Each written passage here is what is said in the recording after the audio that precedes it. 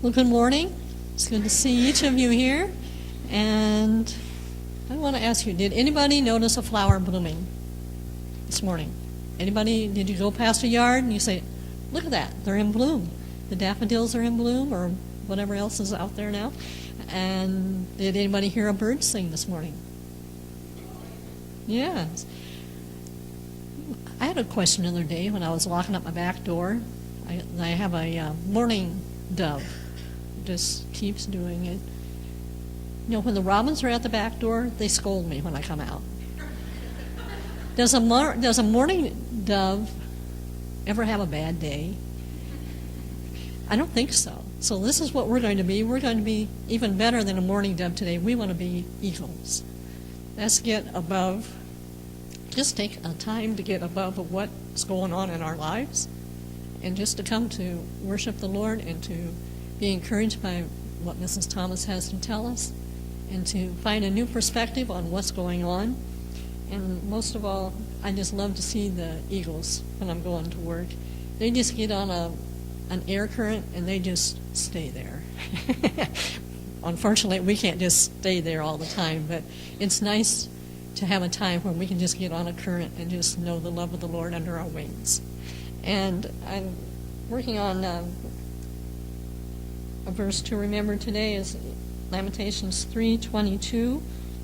Because of the Lord's great love, we are not consumed, for his compassions never fail. They are new every morning. Great is his faithfulness. And we're just so pleased that Mrs. Jan Thomas could be with us today, and that she says she feels like she's just somebody else, but in our eyes and in our hearts, you're very special.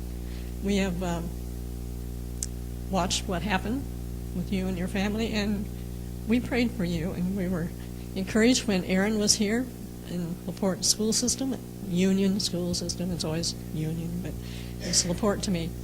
And his work that he did here, and we just want to allow you to come and share with us this morning. Please welcome Mrs. Thomas.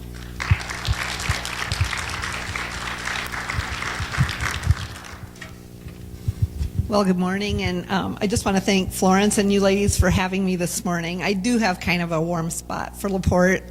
When Aaron moved here, it was really warming to me. Those of you who are moms understand when your children start a new venture, it's so nice when people welcome them into their community. They made so many great friendships and relationships here, and when he had to leave, it was a pretty tough day for him because he had grown very close to everybody here. Well, if you've ever heard Aaron speak, you're going to be disappointed this morning because he did not get that speaking gene from his mother, I'm afraid. But to start things out, I am going to show you a short video. Some of you may have seen it before. It's CSB Clip, but it kind of gives a summary of what our family went through and just kind of about who we are. So I'm just going to let him show that real quick. It's just a couple minutes long. Well, I bet you didn't expect a football film this morning, did you? No, but that just kind of gives you background into our story if you hadn't heard that before, to refresh your memory. But let's face it, we've all had that day. You're just going about your normal day. It's a normal routine, and then that phone call comes, something happens, and it's totally out of the blue, and it can completely change your lives. It could be a sudden death.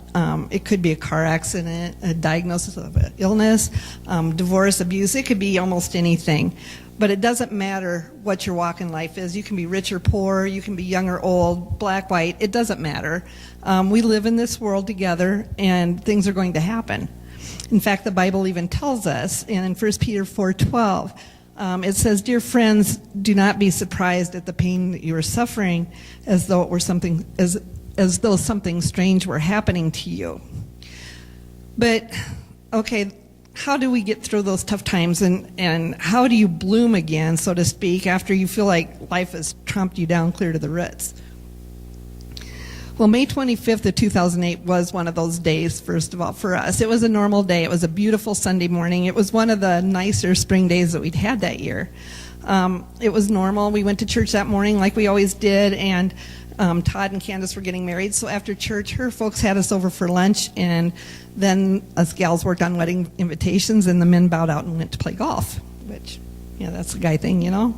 And so we took to the task at hand, and then a little before 5, we were done, and things were kind of changing. A thunderstorm was brewing outside, and so Candace dropped me off at home. And about the time I got there, my neighbor, Marion, called me, and she goes, "Do you know we're under a tornado warning?" And I said, "No." So I turned on TV, and about that same time, the sirens started going off. Well, at that point in time, I really wasn't sure where Ed was, because he had a couple graduation parties to go to yet after golfing. And Ed being Ed, who was not very technical, and I'm not either, but he didn't have a cell phone with him, so I didn't know for sure if he was still in town or out of town. I wasn't really sure. So grabbed my pillow, my cell phone, and I headed to the basement. And then within a minute or two, I heard his familiar clomp up over my head, and he's like, "Hey, where you at?" And I'm like, "Hello, I'm in the basement. You need to come down here." And he's like, well, like most guys, he wanted to go look outside and see if he could see anything, you know. And I said, we had trees all over. You weren't going to see a whole lot. So he did come downstairs kind of reluctantly, like, "Okay, I'm here." But it didn't take very long, and we suddenly could hear that freight train coming. And it was coming fast. So we decided we took cover under the steps. And while the monster storm raged above us, we could hear it over our head. We could hear our house just being ripped apart. We huddled together under the steps, and we prayed together. We prayed for safety, not just for us, but for anybody that was in harm's way that day. So we figured, okay, we knew our house had some damage, you know, and probably some of the neighbors, but I'm telling you, nothing would have prepared me for what I saw when I came out of the basement that day. I had a new open floor plan. Where my bedroom and bathroom and living room was absolutely wide open space. There was nothing there. And I had a view of absolute total devastation. It was awful. Everything was just leveled. You couldn't even see grass a lot of areas because there was debris and insulation and timbers and shingles and belongings everywhere you looked. It was just flat, and all I could think is, oh, how many people were dead? And where was the rest of my family? I was really worried. I didn't know for sure where everybody was. But Todd came running down the street as soon as the storm stopped, and he thought we were probably dead from the looks of our house. It was a little panicked, but it didn't take very long, and thank goodness our family was all safe and accounted for. But you find out really quickly how unimportant your belongings really are to you. It doesn't really matter, and how fleeting it can be. We lost 7 in our town that day, which in a town our size like yours, that's way too many. And most of them were within a block of our home, and one was like our backyard neighbor. But I wouldn't have been surprised if we'd have lost 107 or 207. I mean, it just looked like a total war zone. So in less than a minute, and I mean literally in less than 1 minute, our house was gone. Both our vehicles were gone. Most of our belongings were gone. And we found out not too long later, both of our workplaces were also destroyed. So then if you fast forward 13 months, and we're back kind of to normal, we're in our home again, and another normal day. It was a Wednesday, and Ed always got up early, and he went to school about 6 o'clock to open the weight room, and then had driver's ed at, I think, 8. And I was getting ready for work when I was on the ambulance crew. My pager went off. And it was about 7:45, and it didn't say a lot. It said stabbing, shooting, and then it said 1033, which a 1033 call means it's an urgent emergency. It's something important. But, well, I kind of thought, well, there's a lot of construction going on. It's probably, a construction worker got a nail gun, or something, and wasn't real concerned. Some kid got hurt in the weight room. But I sure never thought I'd be faced with what I would find that day when I got to the weight room. As we pulled the ambulance up to the weight room, the other EMTs and I started out of the back of the rig, and the police chief, who's also a friend of mine, kind of pulled me aside and directed the other ones into the weight room, and I didn't get it. So I started kind of following him in again, and he's like, no, he grabbed me, and he finally said Ed had been shot several times in the head, and it wasn't good. Again, normal day, but a total life-changing event, and probably the worst day of my life. He had been shot several times, and I was just like, what are you saying? People don't get shot in Parkersburg. We just, we don't have gangs here. It just doesn't happen. And Ed's not a gun guy. It's like, how does this work? But Ed was still living at that point, so I went in and I saw him and talked to him, and I could see that his wounds were pretty life-threatening. But it just wasn't clicking. You just can't imagine something like that entering your day. So Chris was going to take me to the hospital, but he had to be sure first all the kids were safe and accounted for. And at that point in time, nobody knew for sure where the shooter even was. So we wanted to make sure everything was secure and safe before he could leave. But luckily, other law enforcement arrived quite quickly. And so he jumped in and he drove me to the hospital. Unfortunately, on the way there, about the time the ambulance met Air Care, which was somewhere near Dyke, Ed coded and he passed, and he was pronounced dead at the hospital. But how do you deal with adversity like that, and how do you recover from life's tragedies? Well, one of Ed's favorite things that he liked to say was, the greatest gift that God has given us is the power to choose. Now, we make choices every single day. Some of them are pretty insignificant. You pick what you're going to wear today or what you're going to eat for breakfast. It really isn't a big deal. But there's a lot of important decisions that we make sometimes, and we don't give enough thought to what we do. Now, we, and I say we as our family, but not just us, our town, decided that we weren't going to let the tornado have the last laugh. We got right to work. There was a lot to do and a lot to think about. We had to figure out where we were going to stay. You have to get everything from toothbrushes and underwear to pans and dishes and silverware, because you don't have any of that stuff. You have to start your insurance claim, and you have to you need vehicles, and you need to track down your bills, because you didn't know which paid, which ones you hadn't, which ones were in Wisconsin, and which ones were where they were supposed to go. And by the way, we got some paperwork back from near Wisconsin, so I'm not exaggerating a whole lot there. And in our case, we kind of decided we need to change our accounts over, because the bank had been destroyed too, but your paperwork's everywhere, so your security is kind of gone. So we had to do that too, which was made doubly difficult because the bank had blown away. And then all the while you're trying to set up your household and just get your workplace functioning again and try to right what's been tipped over in your life. And if you let it, it can overwhelm you, and at times it did. And you guys had the flood too. You know what it's like when something like that happens. But in all of that, the one thing that you cannot forget is to pray and to rely on God, because He will take care of you through all those things. He's got you in His hand. He knows you, and He cares about you. We stayed in an apartment that wasn't exactly new and beautiful, and it was hardly a high-rise penthouse. It was upstairs above True Value, and it was old and a little decrepit. But even in that, I realized, especially after losing what we had, that we were luckier than a lot of people in the world who don't even have a place to lay their head or a shelter over there. And we were taken care of. We had a place to stay. We had food. We had, the basic comforts we needed, and God provided. So you can't always choose your circumstances. Obviously, I would have chose for the tornado to go like out in some field somewhere and kept my old house, but it didn't ask, and it didn't care if I was rich or poor, black or white. It didn't care if we had a new house or a little bungalow. It just took out everything that was in its path. And it didn't matter who you were. When Ed died, that was probably the most unbelievable and gut-wrenching things I've had to go through. I lost my husband in a really violent way, and it was in front of 14, 15, 16-year-old kids, which was terrible for them. My sons lost their father. My grandchildren lost their grandfather. And we had to sit through and help with an investigation and then the murder trial, which was awful. And I will tell you that when you can't sleep at night, it's a really good time to pray and read your Bible. And during that time, for some reason, Job kept coming back. I guess I was feeling like I had got a lot dumped on me at that point. But it really stuck in my mind when Job had lost everything he had. He lost all his possessions. He lost all of his family. He was sick and stricken with boils, and life was bad for him. And his wife finally said, and I don't think she was being mean or sarcastic, she says, and I am paraphrasing, just, Job, why don't you just curse God and die? Just be over with this. Just be done.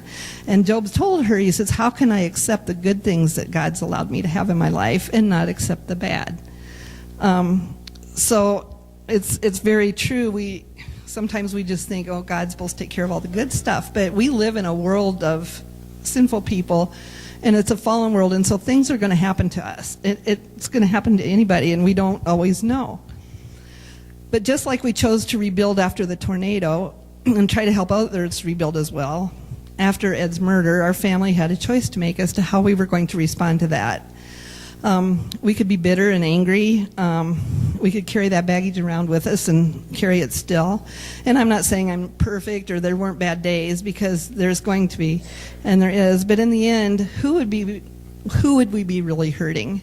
I'm sure Mark Becker, where he is now, could care less if we were pouting around here, and having a bad day and just being bitter and angry at God or at other people or what happened to poor me and whatever. Honestly, it robs you of a fulfilling life. It consumes you. It's a waste of time, and it's a waste of your energy. And it also robs your children of the parent they're supposed to have. It robs your employer of the employee that they should have. And it just robs you of a full life. We just got through Easter, where Christ showed us the most unbelievable act of forgiveness. And he died for our sins, and he went through a terrible death for it. He set that example for us. And it's not always easy, and I'm not just going to say, oh, well, I forget. It's just done, because you do have those days and you struggle. But I think with the strength that you take with you and if, praying and one step at a time, you can get through those things. Romans 5, 3-5 tells us, but we also rejoice in our sufferings, because we know that suffering produces perseverance, character, and character, hope. And hope does not disappoint us, because God has poured out his love into our hearts by the Holy Spirit whom he has given us.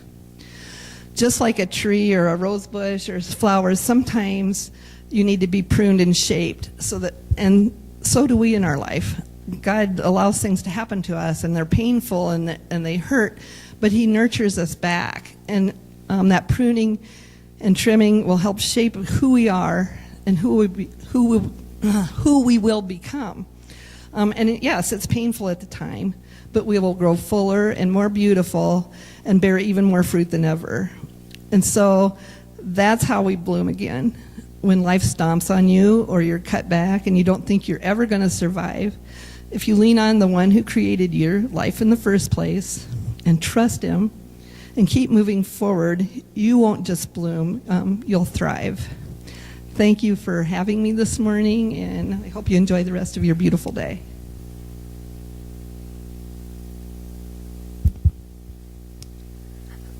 I'm Danny. I'm a student at UNI, and I'll be graduating in December. I went to high school here at Union, and I come to church here at Heartland when I'm home. This last summer, I spent 11 weeks in Japan with Camp Adventure. Camp Adventure is a nonprofit organization which has contracts with military bases all over the world, and college students from all over the country go and provide day camp for the military children. I was placed at Camp Zama. I stayed on the SHA family housing base in Sagamihara, and I was there for 11 weeks. I worked with these kids over the summer. We went on field trips, and we went to the pool, and we just stayed at the center and did activities and went outside. And then on the weekends, we got to go out and travel. I was able to see and experience so many things I would have never thought was possible. It was amazing, but these experiences aren't what I thought of. When people ask me how my trip was, the thing I remember most is the kids and my experiences with them. I got really close to the kids over the summer and realized they're going through so much more than I ever thought was even possible at their age. Some of them have moved already like 5 or 8 times before they reached middle school. They would go long periods of time without one or both of their parents. They would go months or even years without being able to see all their family back here in the States. And that's stuff that I never was around or even thought about. There were some specific kids that made me realize that what we were doing was important and it did matter. This is Xavier. He lived with his mom in Japan, and his dad was back here in the States. His mom worked a lot, and so he's mostly just with his brother. One day he was sitting out underneath the playground by himself, and I went over and talked to him, and he's only in first grade. And he said, sometimes my heart hurts and I don't know why. And that was just a really sad thing to hear a first grader say. And then this is Dylan. He lived in Japan with his grandparents, and his parents were back here in the States, so he wasn't even with them. When we were in the gym, we were all playing a game, and he just went and sat in the corner and started crying, and I thought he got hurt or something, so I went over with him, and he said he was crying because he missed his parents. And I couldn't say anything to make him feel better, but I just sat there and I just let him know that he wasn't alone here, even though he felt like he was. And then this is Brian and John, and they were the two I got closest to this summer.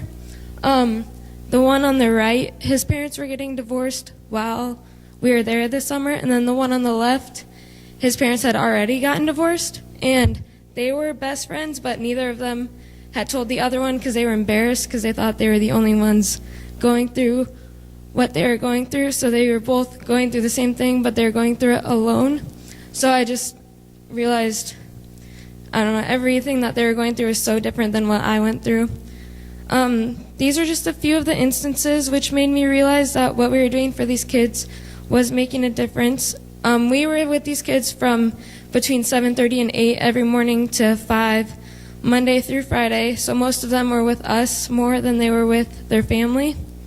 And for some of them, we were the only stable people in their lives for those 3 months. We were there for a lot more than just to watch the kids during the day and keep them occupied. I didn't see this as a mission trip when I signed up, or even after I came home. And it wasn't called a mission trip. It wasn't even affiliated with religion or church. And I didn't even really think it had anything to do with what we were talking about today when I was first asked. But the more I thought about it, the more I realized that mission trips don't have to be in a third world country or in war zones. Missionaries are needed everywhere, and what I did over there can just as easily be done here and is just as needed. So that was my experience.